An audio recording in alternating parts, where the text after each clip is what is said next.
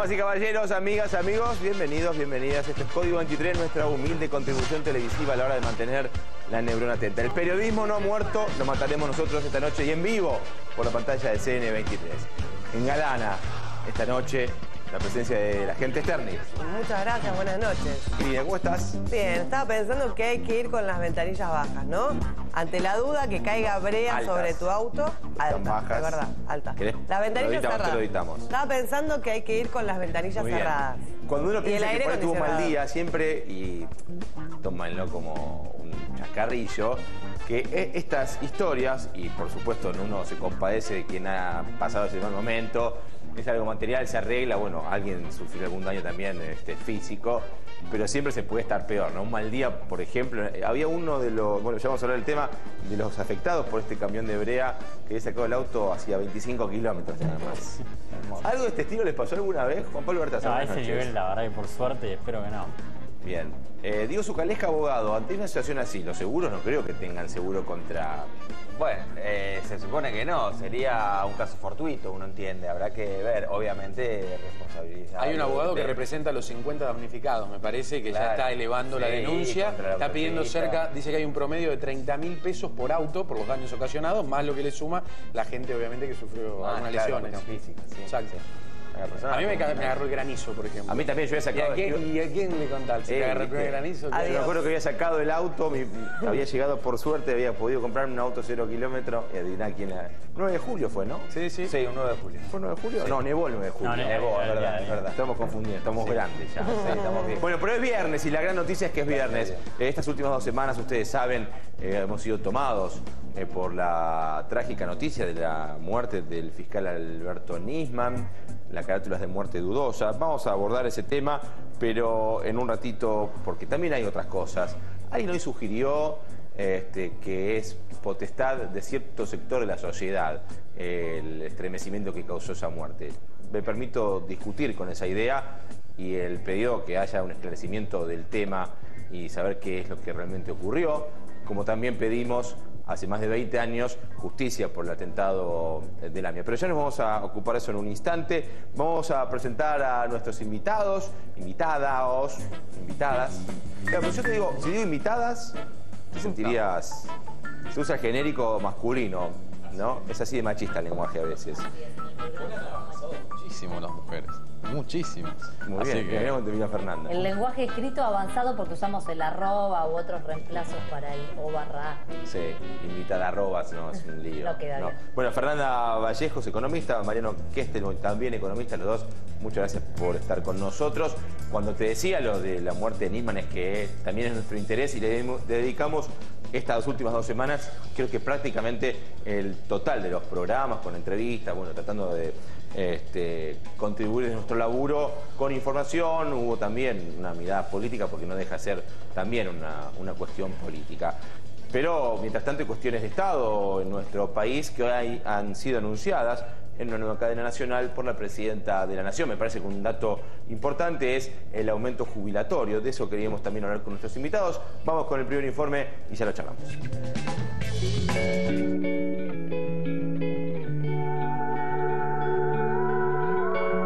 Hoy tenemos que anunciar, tal cual lo prevé nuestra ley de movilidad jubilatoria, ley que se sancionara en el año 2009, que a partir del 1 de marzo del año 2015, de este año 2015, el aumento correspondiente de las 2 aumentos anuales que tienen nuestros jubilados, nuestros pensionados y pensionadas, es del 18,26%. El haber jubilatorio mínimo aumentará de 3.231,63 pesos a 3.821,73. El máximo aumentará de 23.000, sí, hay máximos también de 23.675 a 27.998, casi 28.000 pesos. Y el haber jubilatorio medio aumentará de 5.759 a 6.806. Sumado al incremento anterior, que fue el del 1 de septiembre del 2014, con un 17,21%, lleva al incremento que estoy anunciando hoy a un total del 38,61%. Es el incremento más grande desde que se sancionó la Ley de Movilidad Jubilatoria. Entiendan, ¿no? El aumento más grande, más alto. Pero quiero también, porque la historia no empezó en el 2009, hubo una política de Estado desde el año 2003 que fue iniciada también, como todas, por el presidente Néstor Kirchner, y que fue reparar la deuda histórica que los argentinos teníamos para con nuestros mayores.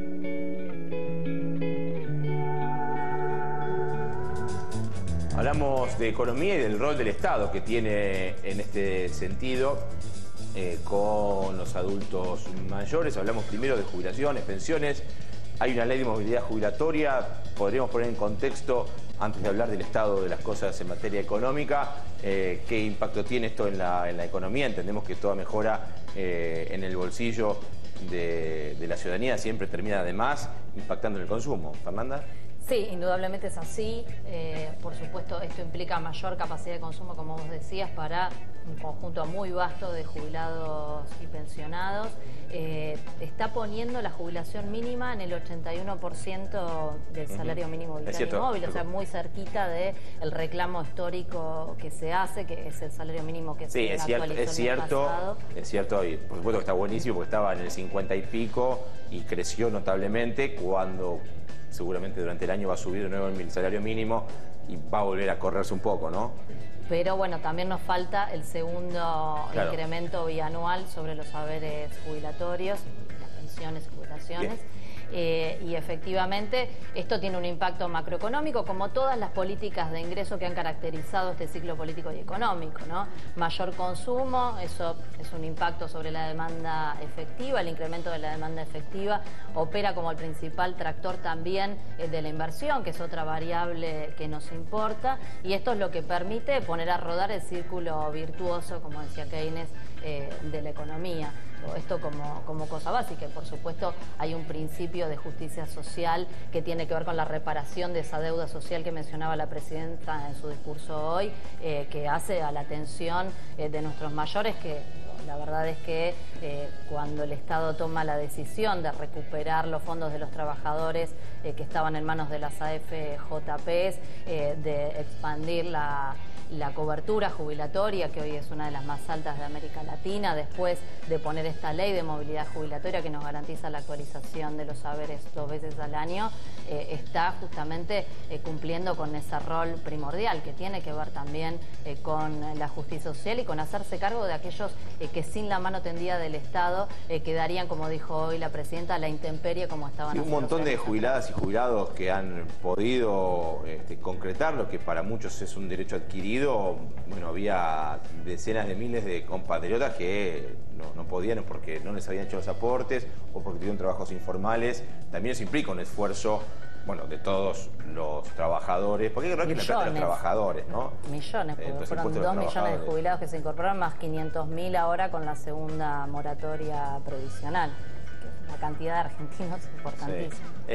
¿Hay conciencia de eso, Mariano? Ahora vuelvo a la cuestión social. Quiero ir a la macroeconomía también, que esto es parte. La presidenta viajó rumbo a China. Hoy durante el día sabemos que hubo, bueno, vienen siendo intensas, ¿no?, las reuniones. ¿Qué impacto tiene esto de saber, por ejemplo, que hay 287 millones de dólares destinados a 2 centrales hidroeléctricas, la Kirchner y la Cepernik? Energía, ¿no? Y una cantidad de posibilidades que se disparan a partir de ahí. Está el dinero, pero también la inversión. Sí, por supuesto. Pero antes yo quería remarcar algo de lo de las jubilaciones también. Estaba haciendo el cálculo. Las nuevas jubilaciones al tipo de cambio oficial van a superar los $400, casi $440. En cualquier país de Latinoamérica, no solamente que hay menor cobertura previsional. En Argentina supera el 90%, ¿no, Fernanda? Sí, supera el 95% y llegamos al 100% casi al 100% con la segunda moratoria. sino que supera también el salario promedio de otros países. Por ejemplo, en Perú, en Chile, en Colombia, en México, los salarios promedios están entre los 350 y 400 dólares. Entonces me parece que es una notición, es muy importante para revalorizarlo. Y en este contexto de crecimiento que tuvo la economía argentina, con secuelas, porque obviamente la necesidad de las moratorias, haber tenido que permitir que ingrese un montón de población que no está en condiciones de jubilarse, que puedan jubilarse con los mismos derechos. Eso es consecuencia también del vaciamiento que hubo en la economía argentina, vaciamiento que se expresó también en la cuestión energética. La cuestión energética, el deterioro que hubo fue muy importante. Las empresas que se instalaron, después tuvo que haber una recuperación en el año 2012 cuando se recuperó YPF, y estas inversiones de China y también las inversiones que se hacen desde Estados Unidos son inversiones muy importantes para complementar esa plataforma. Que es tan importante, hay algunos sectores que no dan cuenta de esto, lo ocultan o, bueno, en fin, aunque se beneficien, y no hablo solamente de grupos hegemónicos de comunicación y corporaciones. Lo ve uno en encuentros con pares, con amigos. A veces, no sé si hay real conciencia de lo que significa, pero más allá del signo del gobierno que está ahora, que no es menor tampoco, ¿no? ¿Cómo lo ven ustedes? Sí, ocurre en situaciones coyunturales más o menos ordinarias. En este contexto, hablo de lo que ocurrió con Nisman, imagino que es mucho más fácil además meterlo como debajo de la alfombra. Sí, bueno, por supuesto que está la coyuntura de ningún ese tema, por eso hablé al comienzo del programa que pero digo, en otras circunstancias también se suele hacer, así que digo, no sorprende. Quería preguntarles, la presidenta hablaba del incremento más grande en la historia de las jubilaciones. ¿Esto es en términos nominales, porcentuales, en ambos sentidos? Lo que marcó es en términos nominales. Nunca había aumentado tanto, más de un 18%, un 18,3%. Hay 2 aumentos pautados al año por la ley de movilidad jubilatoria. Y corresponden a una fórmula que se votó en el Congreso de la Nación que contempla, por un lado, el aumento de la recaudación tributaria. El aumento fue más del 40% en los últimos meses, y a su vez también tiene en cuenta los aumentos de los salarios de los trabajadores registrados. Entonces, en base a una fórmula que combina ambas variables, termina dando este incremento del 18,3%. ¿Cómo es el sistema jubilatorio en Europa? Tienen trabajadores que, superados en un caso los 60 años, 63 años, hay diferentes regulaciones en los diferentes países. Se jubilan con una cantidad de años de aportes. Sí, lo que siento que en Europa lo que se sabe, uno lee, que al envejecer la población y con dificultades en algunos lugares de empleo, incluso se fue corriendo la edad, digamos. El tema es complicada, pero un dato que obviamente incluye a Europa, pero es un dato a escala internacional interesante, sobre todo para poner en valor esto que decía Pablo antes, ¿no? El 51% de la población a escala global no accede al derecho jubilatorio, algo que para nosotros es un derecho adquirido, ¿no? Que va de suyo, que todo el mundo que tiene la edad para jubilarse tiene el derecho a acceder a una jubilación, a una pensión si le corresponde. Y la verdad es que estamos bastante lejos de lo que sucede en un montón de otros lugares del mundo, claro, y para bien, estamos lejos y para bien. Fernanda, te quería preguntar, dentro de las posibilidades que hay de candidatos hoy, de los que más están, digamos, en boga o con mayores posibilidades de un eventual triunfo en las elecciones, ¿alguno puede llegar a pensar la posibilidad de volver a privatizar o no?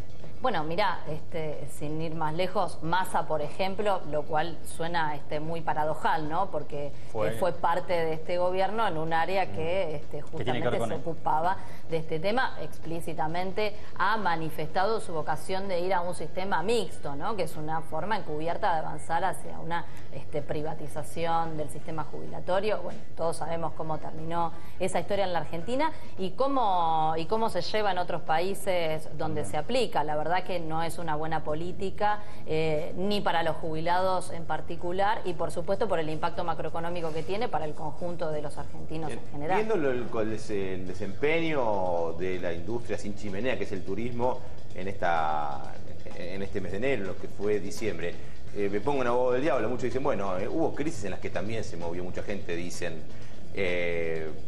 ¿Cómo se usa ese termómetro, ¿no? De argentinos y argentinas colmando todas las plazas turísticas, lugares ya sin camas para hospedarse? ¿Es un dato que se suele tener en cuenta o pasa cualquier verano en cualquier época?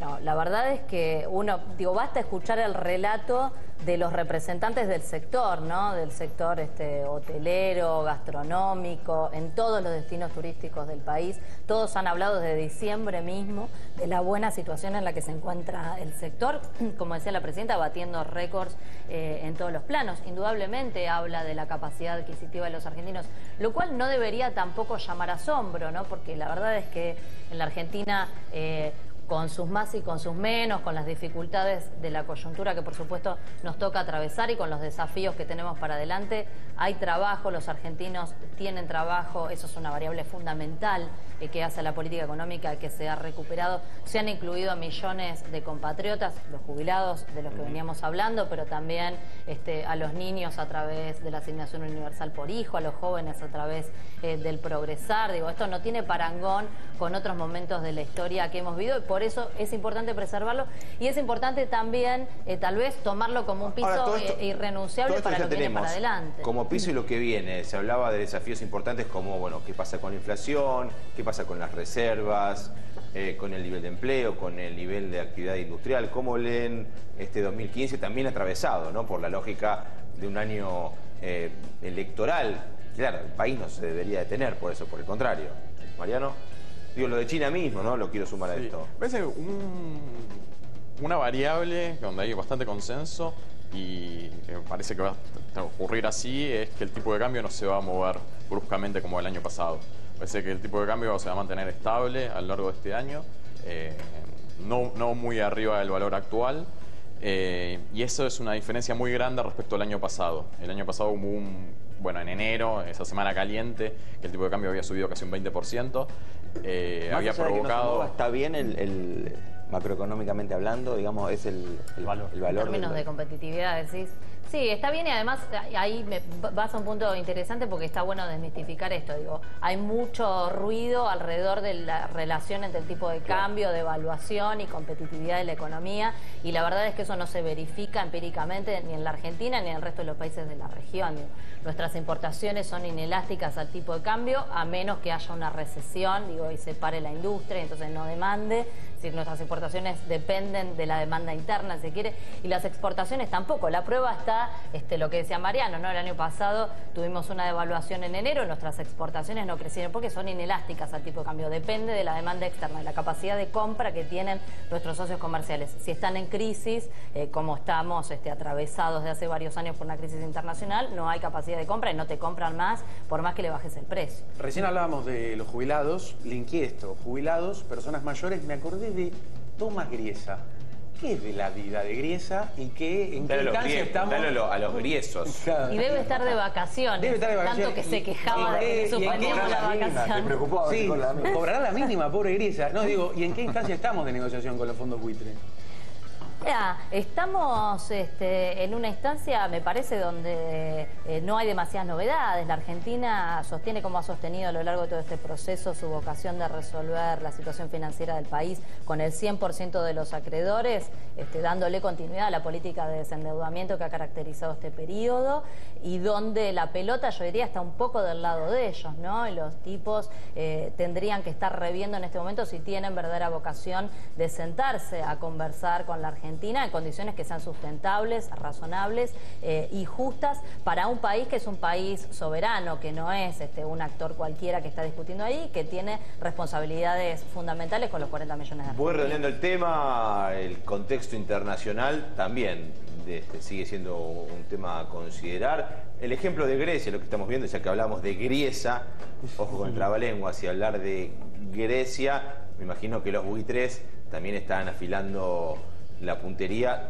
rumbo a ese país que pide algo así como, bueno, los muertos no pueden pagar sus deudas, déjennos, a ver si les suena, déjennos crecer, déjennos que la gente vuelva a tener empleo, que se mueva la economía.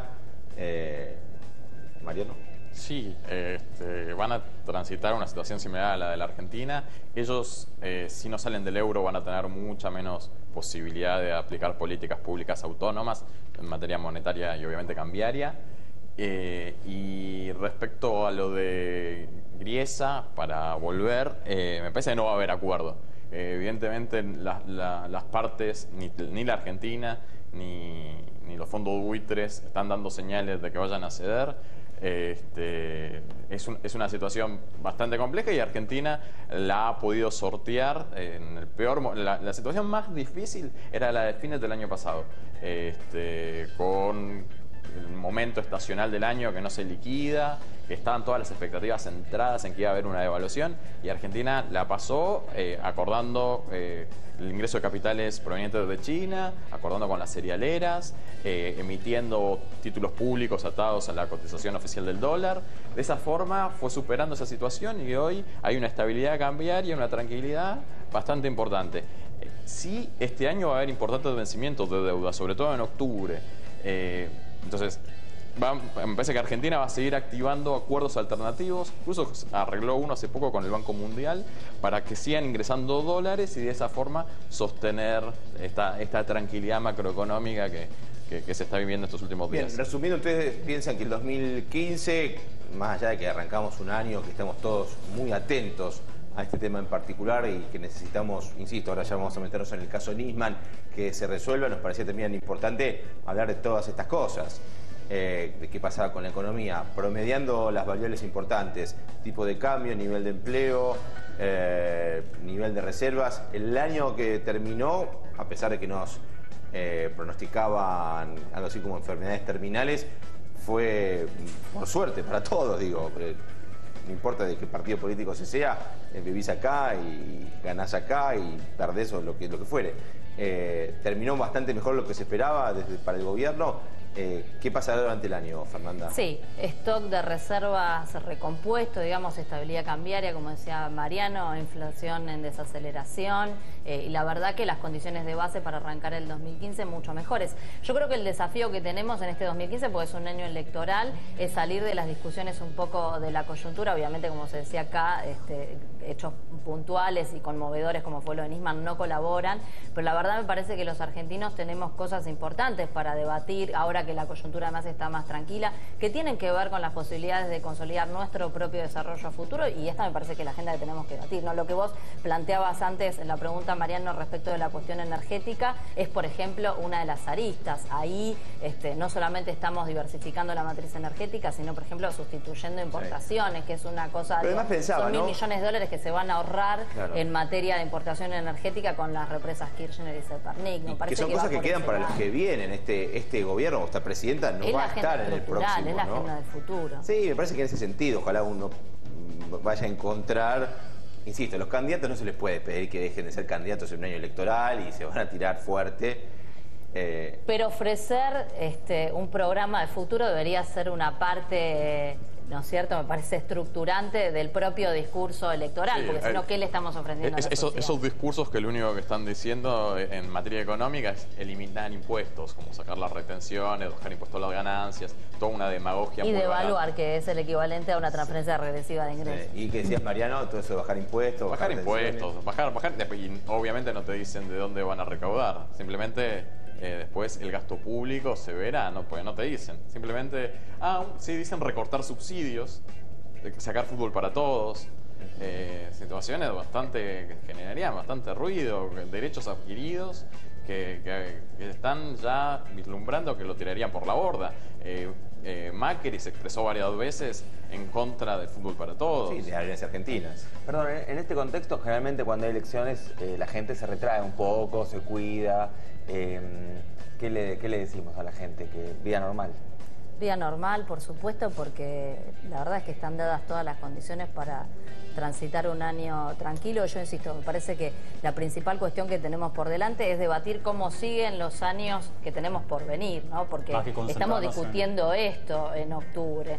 Me parece que parte de la trampa de estar permanentemente sobre la coyuntura y a veces sobre coyunturas ficticias, como la cuestión inflacionaria, la cuestión, todos estos pronósticos agoreros que decía Pablo que nos tiraban para fines del año pasado pasado que se terminan nunca verificando en la realidad, operan como una forma de obturar las discusiones que por ahí sí tendríamos que estar dando, que por lo menos en el ámbito de los medios y públicamente no se pueden dar. Fue un año, en el contexto de años de crecimiento pronunciado, fue un año un poco cuesta arriba en algunos sentidos. A los dos, muchas gracias, la seguimos la próxima. Nos metemos ahora, sí, como te decía al comienzo del programa, desde el lunes pasado, estos 9-10 programas se los dedicamos casi íntegramente al seguimiento de las circunstancias de la muerte del fiscal Alberto Nisman. Pasaron muchas cosas, estamos todos preocupados, sobre todo con la necesidad de saber qué pasó. Me parece que no es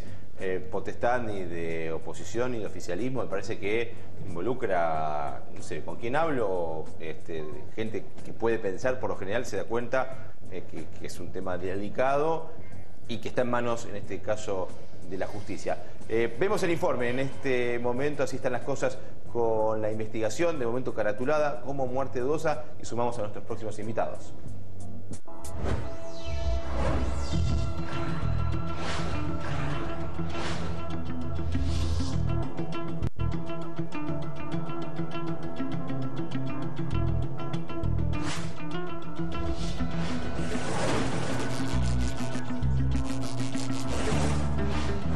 Todavía quedan muchas y quedan incógnitas por develar. Por supuesto, falta muchísimo para que esta causa tenga algún cauce, tenga algún culpable, algún sospechoso.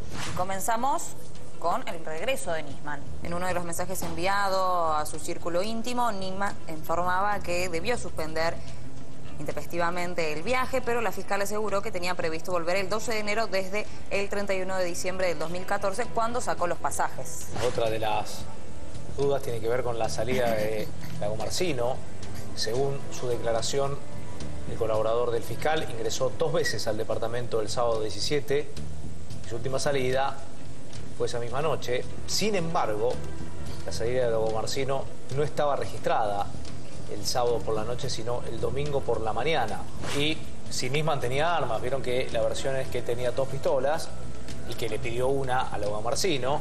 Lo otro importante y que se está esperando, y creo que ha generado enojos por parte de la fiscal y de la jueza, de las dos, tiene que ver con las pericias en los celulares. Le están exigiendo a las compañías de celulares, Nisman tenía 4 celulares, que identifiquen a todos los que se comunicaron. Diferentes compañías.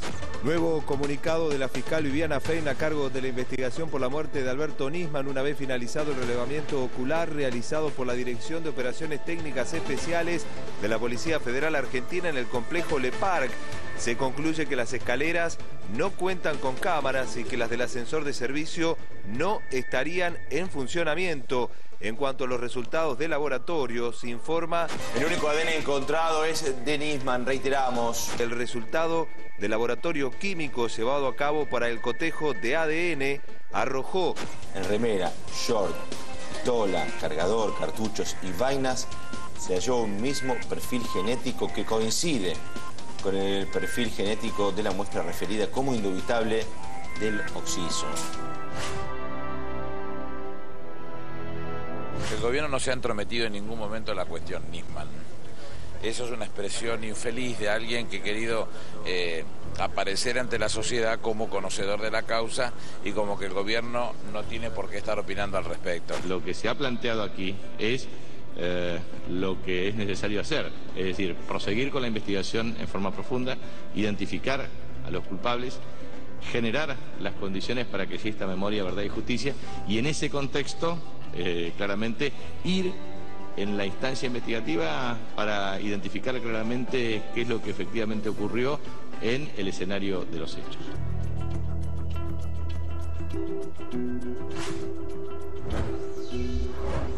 Rubén Pereira, Gustavo Streger, a los dos, muy buenas noches. Hola, buenas. Secretario de redacción de la revista 23, periodista de La Casa, y un patinador artístico exquisito. Sí, lo he visto buenos. Realmente sobre rueditas. Sí. No sé cómo me vio porque lo hago a escondidas, pero... No, bueno, pero llama atención.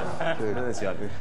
Gustavo Streger, periodista a cargo del portal de noticias Infonews. Exactamente. Están en el minuto a minuto, me imagino, por decirlo de algún modo, ¿no? Va sumándose información a una investigación muy sensible que habla de la muerte de un fiscal, el fiscal Alberto Nisman. Vamos por las últimas noticias vinculadas a la información oficial que brinda la fiscal, la doctora Fein. El ADN hasta ahora encontrado solo coincide con el del occiso, dice el de Nisman en el comunicado.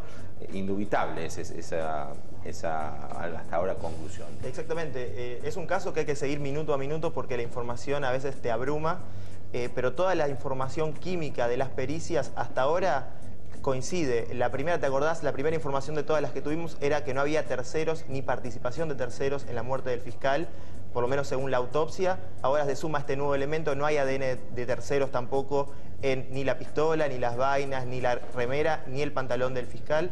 Esto es un nuevo elemento que se suma. Igualmente la fiscal, si lees con detenimiento el comunicado de hoy, también dice que está revisando las cámaras de seguridad, así que digamos que no descarta otras hipótesis, por lo menos eso deja de traducir en su... Pronto va a estar el tema del teléfono también, que es fundamental. Pero te quería preguntar si hoy tuvieras que pararte hoy en este momento. ¿Es como que vuelve a cobrar fuerza la hipótesis del suicidio? Es que en realidad hay que ser, lo que nos da cuenta esta información es que hay que ser cautos. No hay que... Me parece que lo que dice también es que los tiempos que tiene la ciudadanía en general, los medios en particular, con la urgencia o esa suerte de competencia por la primicia, nosotros, al menos en lo que a mí respecta y con los equipos que estamos trabajando, vamos de la mano en la información oficial. En y uno intenta en casi cualquier tema que esté involucrado en la investigación de esta naturaleza, y sobre todo un tema tan delicado como es en situaciones donde hay pérdida humana. Y me decían, Rubén, que es cierto, se va agregando información, y es como que te dijeran, obvio, en una investigación de este tipo, por ahí hay meses en los que se va incorporando información.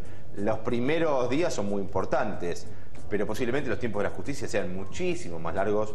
Insisto, hay una necesidad genuina de saber qué pasó. Ojalá lo supiéramos hoy, ¿no? Sí, bueno, de hecho una de las preocupaciones de la fiscal es esa, que tienen estudios que van a demorar mucho más tiempo. Por eso es que todos los días vamos conociendo cosas nuevas. No es que van apareciendo, sino que estaban y que se van descubriendo después, porque la investigación lleva ese tiempo. Es lo que se dice siempre, los tiempos de la justicia no son los tiempos... Ahora, la fiscal dice en su informe, lo dice públicamente, a todos los sectores políticos, por eso se entiende tanto oposición como oficialismo, a los medios, que no se haga una utilización política de la información que se va brindando. Lamentablemente se ha hecho, y hasta acá vemos gente haciendo campaña electoral casi montada sobre este tema. ¿Cómo lo ven ustedes?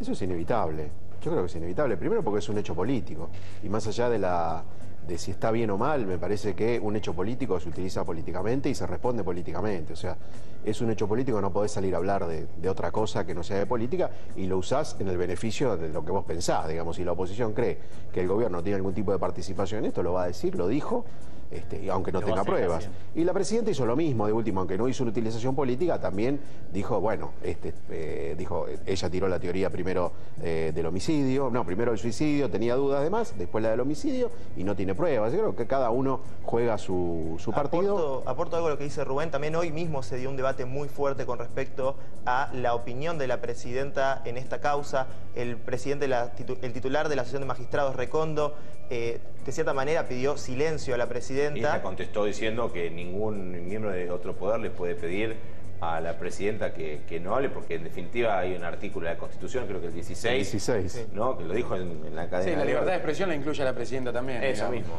Como contrapartida de las pruebas que van apareciendo, por ejemplo, tenemos la declaración de la ex mujer de Nisman, que dice tener la certeza de que esto fue obra de otra persona.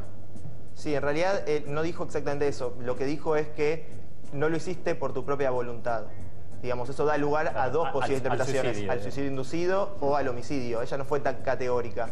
Igualmente ella también, digamos, ahora aportó sus peritos de parte, un poco contando también lo que decía Juan Pi antes. Ahora faltan las pruebas de con qué personas había hablado el fiscal Nisman, qué estaba en su computadora. Eso no se pudo avanzar porque no estaba todavía el fiscal dispuesto por la querella de la ex mujer de Nisman, la jueza Arroyo Salgado. Y con respecto a las pericias que faltan, también está esta tercer puerta de la casa, que había unas huellas, medias huellas digitales, que todavía no se determinó de quién eran. Exactamente, esa media huella famosa que enturbió en un primer momento la situación. En realidad uno tiende a pensar, esto quizás es un poco apresurado, pero también había personal de mantenimiento que el mismo fiscal había llamado para arreglar ese aire acondicionado. Y me parece que el fiscal desestimó un poco esa... Lo desestimó porque... Hay mucha inspección ocular, también se habló de saber quiénes son cada una de las personas que viven en ese espacio, y en fin, todos empezamos... claro, no se trata de un policial porque hay una persona que murió y era un fiscal y además había denunciado. Después se puede interpretar de muchos modos, uno cree que no había porque lo leyó y porque escuchó y preguntó, muchos sí dieron esa denuncia, pero no importa la opinión de uno, acá habrá que ver cómo, y es importante que suceda, qué pasará con esa denuncia, si que el juez que termina haciendo sorteo, creo que se va a sortear, y que esto no sé si lo seguirá Gentili, que seguirá adelante o no, creo que va a estar hasta marzo, que reemplaza a Nisman, si hay algún delito y eso se transforma de denuncia a causa, Rubén, ¿no? Sí, bueno, todavía eso falta, se va a sortear la causa aparentemente y bueno, se verá. Después va a tener que decir si ahí hay alguna figura... Lo que no sé es quién va a llevar adelante esa causa, porque digamos, muerto Nisman, digamos, hay que ver qué fiscal toma eso, igual ya lo tiene el juez, digamos, así que bueno, el juez lo puede desestimar o puede también seguir investigando. A mí no deja de sorprenderme que ante las evidencias que van apareciendo y que todas indican que estamos hablando de un suicidio, se sigue hablando tan fuertemente de una emboscada, un muerto que se tira al gobierno, de alguna mano negra atrás de la muerte de Nisman. ¿A ustedes no les sorprende esto? Es que en realidad hay elementos todavía que me parece prudente que la fiscal no abandone ninguna línea investigativa. Digo, más allá del contexto, no lo desconozco, lo de la denuncia previa, la causa AMIA, digo, eso está claro, pero digo... Ponete a pensar la figura de Lago Marcino, por ejemplo, una de las que a mí me genera mayores dudas. Esta cuestión de José Iglesias, padre de una de las víctimas de Cromañón, diciendo que siente que fue espiado por que Lago pueden acreditar Marcino. también lo mismo. Esta persona cobra 41.000 pesos por mes por ser parte de la fiscalía de la AMIA, por hacer backup de computadora y dedicarse a los datos. Esta media huella que todavía realmente no se sabe, las cámaras que no funcionaban, la pólvora, la pólvora que no apareció y la actitud de la custodia. Digo, son elementos que a mí me parece prudente de parte de la fiscal no abandonar la opción del homicidio. Suman en esta enumeración al periodista, digamos, un periodista aparentemente uno más de los tantos que hay, que de repente tiene una información, la más importante probablemente de los últimos tiempos en Argentina, como es la muerte de un fiscal de la Nación que había denunciado a la presidenta unos días antes. En esa enumeración, ¿incluís también la actuación de este periodista o no? Como digamos, yo no sé qué fuente, la verdad curioso, por lo me menos. Parece que te referís a Damián Thatcher, que digamos dio esta información y después se sintió amenazado. Sí. Realmente yo no sé si lo vincularía, no sé qué fuentes tiene él no las quiso revelar, me parece bien. Él dice que tiene fuentes de inteligencia que le pasaron este dato, que él se sentía amenazado y también que tenía amenazas y se fue del país. Ahora, hoy la presidenta, volviendo a la clave política, y ya volveremos a la cuestión de la información, Rubén, me parece que es un dato político interesante. Dice, bueno, ocupémonos de nuestros problemas, discutamos, peleemos, confrontemos, pero que no nos traigan problemas de otras regiones del mundo, donde las cosas se arreglan de manera violenta, juegan algo, gravita, no sé, esta idea de que se habló mucho de la CIA, del Mossad. En el fondo, insisto, no nos olvidemos que hablamos también de la investigación por el atentado a la AMIA, por el cual seguimos reclamando los familiares, sobre todo los sobrevivientes de ese espantoso atentado. Bueno, a mí, la verdad, fue el párrafo que más me llamó la atención del discurso de la presidenta, más allá de que, por supuesto, el aumento de los jubilados y demás, pero de todo el discurso fue el que más me llamó la atención, porque me parece que le estaba hablando a alguien en particular, y la verdad no tengo una opinión definida sobre eso. Lo tenemos todo con preguntas más que con certezas. Exactamente. Igualmente creo que en parte puede estar dedicada a esta mini discusión que se armó con respecto a esa posible comisión que proponía un senador republicano de Estados Unidos de que hubiera una comisión para investigar porque el gobierno argentino no daba garantías y que le contestó el jefe de gabinete ayer. Quizá una parte de eso estaba dedicado a esta propuesta, porque no fue la única, hubo otros. ¿Te sorprendió que la presidenta haya nombrado otra vez a Lago Marcino? No me sorprendió, pero me parece que ya está. Me parece que la presidenta no puede debatir con con Por eso un es testigo, extraño me que parece, haya replicado nuevamente, Sí, más ¿no? allá de la opinión que podamos tener o la valoración que hagamos de Tienes Lago tú en el Marcino. contexto de que Recondo dice que la presidenta no puede hablar, ella dice que soy una ciudadana además de la presidenta y que así como Pero podría haber elegido cualquier tuit. Podría haber elegido otro tuit.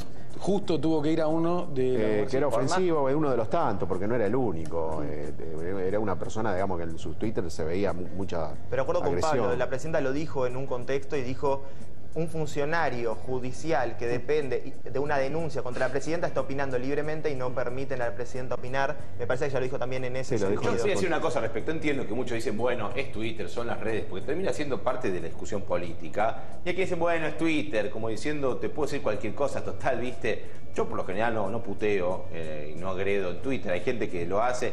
Una cosa es el chiste entre amigos, jugar por el lado más irónico, y otra cosa es la agresión. Pero igual, nada, ¿no? ¿Qué aporta, digamos, a este hecho uno o varios tweets de Lago Marcino viejos insultando a la presidenta? Digamos? ¿Qué aporta? No creo que aporte nada nuevo. Sí que la presidenta lo que dijo hoy en su discurso fue justamente esto. Digo, no quiero ser excelente a la presidenta, pero ella dijo justamente que si una persona del Poder Judicial hablaba abiertamente, insultando incluso a la presidenta, como ella no iba a poder defenderse en una causa en la cual es acusada de encubrimiento de un atentado, digamos. Sí, se suele decir, ¿no? Que no es que aporta algo nuevo, me parece, sino que fue un dato que ella sabía que iba a ser levantado y que iba a generar polémica. Convengamos, no es lo mismo una palabra en voz de la presidenta que de cualquier otro ciudadano, digamos. Es una realidad. Una sola, además. Ni lo mismo de un juez que respecto... Pero me parece que todos tenemos derecho a defendernos, a decir lo que nos parece y dejar en claro cuál es nuestra posición. Después podemos discutir. Sí, igual señalar con el dedo... A mí me resulta extraño que un presidente de la nación, digamos, señale con el dedo a alguien. Extraño, digamos, ¿no? Voy a un remix de noticias, ¿les parece? Nos quedamos con dos periodistas que trabajan mucho, secretario de redacción de la 23, el cargo secretario de redacción. Bien, soy el par de Rubén en Infonews. Bien, próximo informe de remix de noticias, ya te digo cómo que viene. Bueno, habla del superclásico que será mañana. También de una discusión que hay en torno a los requisitos que tiene una persona que va a ser nominada por el Ejecutivo para ocupar la vacante que deja Zaffaroni. Bueno, y una cantidad de cosas que está incluida también esta lluvia de brea, mirá.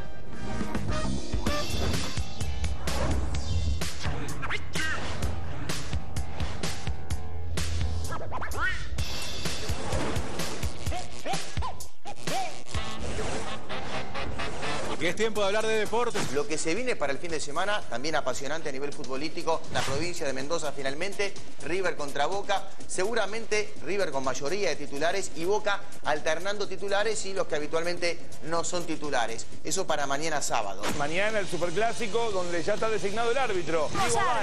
Juegan Boca y River a las 10:15 de la noche. Gallardo y el Vasco Arrobarrena dijeron como que bueno, bajemos los paños, bajemos un poco los humos con el tema de las patadas y demás, hasta que tratemos con calma el tema de me vengo, de te voy a pegar, de te voy a dejar de pegar, que lo expulsen, que no lo expulsen. Siempre el clásico tiene incidencia en lo que puede pasar en el año. Si no arrancás bien el año y ganaste el clásico, hay un plafón. Si no arrancaste ganando el superclásico del año, la lupa se posa sobre tus movimientos y fundamentalmente sobre los puntos que saques.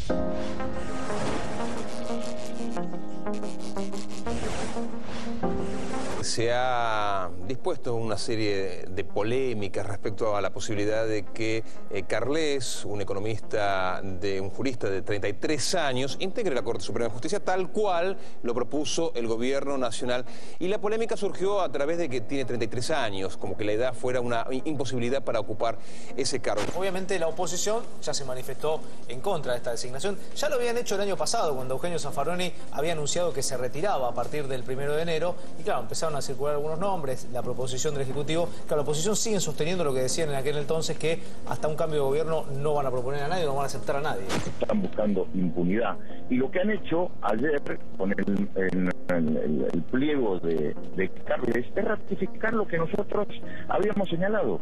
El gobierno no ha hecho otra cosa que darnos la razón. Una estrategia autoritaria, típicamente antidemocrática y claramente golpista. Parece que se requiere un poco más, ¿no?, que una diplomatura de honor o ser ahijado de Zaffaroni. experiencia. No es eso lo que lo define, sino su carrera en el derecho. Esto es lo que lo distingue y esto es lo que debería evaluarse, por otro lado. Yo, cuando analizo la idoneidad que ha tenido el doctor Fait, es encomiable, es para reconocérsela y aplaudirla. Lo que le ha brindado al país ha sido maravilloso. Hoy conserva esa idoneidad. Si no conservara la idoneidad, es un mal desempeño. Entonces, lo que le pido yo a la Comisión de Asuntos Políticos es que analice eso, que haga las pericias para saber si conserva esa idoneidad.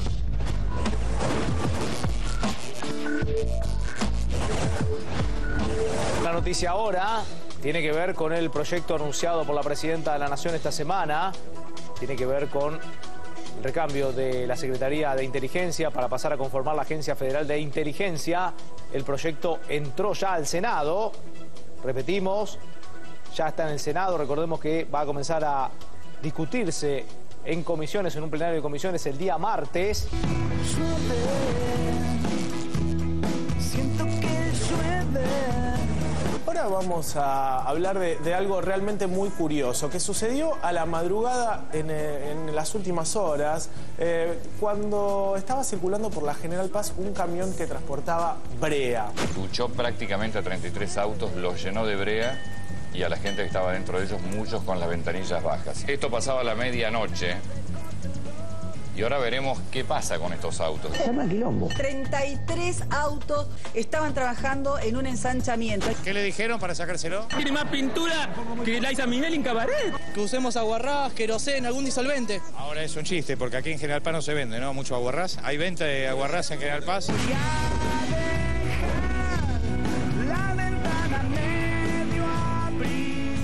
Imagino, aparte, más de uno que por ahí estaba terminando un día de esos imposibles donde todo te sale mal.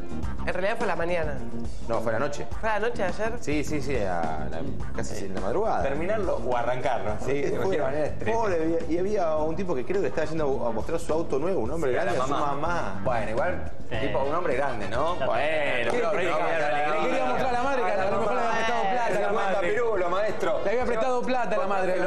Pero por ahí la madre, mirá, por ahí la madre no está bien y le quiere una alegría. Mirá, ya está. Como que ese pasacalles, todos progresan menos vos, ¿viste? Le puedes decir, progresé. Salís a tomar aire y tomás brea. Bueno, la verdad que no es gracioso si te pasó, la verdad que es un bajón. Ojalá que sean reparados como corresponde. También pienso, otra cosa que me inquietó, fue que el operario del camión tuvo, entiendo que una dificultad, un accidente, que todos podemos tener, claro, hay lugares muy sensibles para tener accidentes, y el tipo se asustó, pensó que lo mataban. Sí, lo tuvieron que correr para que saliera un... Sí, aparte todo de una película, era la Armada Brancaleón, una película de Mel Brooks. Te vas a ver con mi mamá, le dijo. Sí, ¿no? Bien, pasemos a la discusión. Mira, la discusión en torno a la nominación de Roberto Carles. Saben ustedes que es un hombre de 33 años con una brillante carrera académica, y lo que se ha dado, dice la ley, que hay que tener más de 30 años. No dice que hay que haber sido juez. De hecho, si no me equivoco, Lorenzetti no fue juez antes de ser integrante de la Corte. Maqueda tampoco. Maqueda tampoco, viene de la política. ¿Tienen alguna mirada sobre esto? No, me parece que, primero que no hay ningún tipo de especulación política, porque el gobierno estaba obligado a hacer esta presentación. Habían pasado ya 30 días desde la renuncia de Zaffaroni, así que por ese lado... O sea, si no hacía el gobierno la presentación, un candidato estaba incumpliendo la ley porque tenía que proponerlo. Pero muchos de la oposición no lo dicen eso. Me llama la atención que dijeron, antes de que esto ocurriera, dijeron, no, nosotros no vamos ni a sentarnos a discutir ese tema. Es una jugada política, porque está claro que el gobierno lo tenía que hacer, porque si no iba a cumplir la ley, y después lo que iban a hacer era denunciar al gobierno por no cumplir la ley. O sea que lo que es una chicana en realidad, porque el gobierno hace lo que tiene que hacer, presenta, después la oposición lo rebotará, le dirá que no le conforma. Y además hay cosas distintas, ¿no? Porque en un primer momento fue que no querían un juez dispuesto por el kirchnerismo, que ya es un gobierno saliente, como si eso hiciera que no pudiera gobernar o cumplir con sus responsabilidades constitucionales. Y por otro lado ahora es que es una bomba de humo para tapar el caso Nisman, digamos. Siempre hay distintas excusas de la oposición. La Corte Suprema es un órgano político, se entiende que no quieren... Pero lo va a votar el Senado. Mirado desde la oposición. Lo va a votar el Senado. Sí, claro. Sí, y es una mayoría especial. Necesita los 2 tercios, sí. Por eso no alcanzan con los votos de la oposición. En términos pragmáticos, en caso de que no sea aceptado Carles, ¿qué puede pasar? Digamos, tienen que esperar a elegir a otra persona. Y el kirchnerismo es lo que pasó con Reposo. Reposo no fue aceptado para la procuración y se propuso una nueva candidata que fue Jica Bock, que obtuvo, aunque ahora parece que todos se olvidaron. 63-3. Exacto, bueno. 63 a favor, 3 en contra. Creo obtuvo que un amplio respaldo de todo el arco político, ahora parece que no. Y por otra parte, como contracara, yo igual no sé... si lo pones en términos de música, es como decir, no, estos viejitos que van a estar tocando arriba del escenario son los Rolling Stones, y si vas a la música clásica, ni te cuento. Yo no sé, es cierto que está por encima de la ley que fija la ley, de la edad que fija la ley para ser juez de la Corte. A los 75 años, si lo quiso Zaffaroni, Fight creo que está cumpliendo 97. Hay una encuesta que se puede ver en Infonews al respecto de estos temas que estamos hablando, a ver qué opina o qué piensan los lectores. Encuesta de infonews.com. Una persona de 97 años. ¿Es idónea para ser juez de la Corte? Parejita, ¿no? Parejo estuvo la respuesta de los lectores de Infonews. Realmente hubo muchos votos hoy en la encuesta, ni bien la subimos hoy a la mañana, justamente para preguntar al lector qué opinaba de estas declaraciones de Aníbal Fernández, que pidió justamente una revisión de la idoneidad de Igual eligieron una foto también complicada. Y pero 97 años, complicado. Tenés toda la foto complicada. Hay que llegar a los 97 años así igual, te digo. Ojalá. No, ¿quién pudiera llegar a esa edad de entero como para...? Pero insisto, yo no creo que haya ni que condenar la juventud ni la vejez. Lo importante es la trayectoria para mí. Yo creo que son dos caras de la misma moneda, ¿no? Esta discusión de si Carles es demasiado joven, Fight es demasiado viejo, digamos... ¿Por qué no jugamos si una persona es idónea o no para cumplir su cargo? Justamente Carles me parece que es muy criticado más por el nominador, digamos, que fue el gobierno, que por sus capacidades y su idoneidad para desempeñarse en el cargo. ¿Por qué no, digamos, la ley prevé... ¿Qué pasa en la política, digamos, cuando se pidió durante años recambio generacional, basta de siempre lo mismo? Y fíjate, cada persona, por más brillante que se sea, por más medallas de oro en las universidades, en general hay mucha resistencia. No sé, lo puedes poner a Kicillof. Es cierto, es como ser referee a veces ministro de Economía, ¿no? No es fácil, son cargos muy sensibles. Sí, pero fíjate que a Kicillof lo criticaron por lo mismo. Y le digo, hay muchos que quisieran tener el currículum de Kicillof o de Carles, ¿no? Sí, hay tipos que han sido jóvenes y brillantes, jóvenes y no tanto, y tipos grandes con mucha experiencia que fueron nefastos. Cavallo. No sé, ¿quién tiene un buen recuerdo que pasó en el país con tipos así? Y tiene un gran currículum. También tenía un currículum brillante, Caballo. Claro, el currículum muchas veces no dice nada. Pero tampoco la juventud. Cuando se habla de la juventud como un valor, un valor per se, ¿por qué? O sea, siendo, digamos, de un pelotón joven de periodistas, tampoco pienso que ser joven es un valor. Exactamente, no es un valor. Digo, la dedicación, la solvencia para el laburo. Carles, por ejemplo, tiene, para mí, por ejemplo, algo de lo mejor que tiene es haber administrado y coordinado la comisión para la reforma del Código Penal. Digamos, había gente como Pinedo, Zaffaroni, con pensamientos muy contrapuestos, y él supo coordinar esa pluralidad. En el fondo tampoco pasa por la edad, digamos. Pero imaginemos esto, yo he hablado con Pinedo, por ejemplo, y la verdad que el tipo participó de la comisión redactora, Pinedo, Zaffaroni, Gil Lavedra. Exacto. Y había esta mujer del socialismo. No me sale el nombre ahora. Bueno, se va a salir. Y él era el coordinador. Digo, en una corte tan diversa, ¿no sería bueno una persona? ¿También me dicen? No, es una mujer, me tengo que ir, les agradezco muchísimo, Rubén, y cuando te puedo ir a ver, cuando tengas una exhibición de patín artístico, no deja de avisarme. A todos, los invito a todos. Sí, bien, antes de irnos para la mateada de mañana, sí, galletitas muy... Tiro, agarro. Uy, mira, la galletita Silo, tan ricas o más que las caseras. Juegan paquetas y le llevo a mi mamá. ¿Cómo la tiene? Inconfundibles, insuperables, inigualables, galletitas Silo, una dulce tradición. Y saben que hoy, hace 48 años, tocaban por última vez y en una azotea los Beatles. Y escuchando un poco de ese concierto, el concierto de la azotea, que fue interrumpido por ruidos molestos. Fíjate vos, nunca falta el tarambana. Tengan un gran fin de semana, ha sido un gusto estar con ustedes. Suena Don't Let Me Down. Y vos, León, a bañarse a la cama, papá, para casa.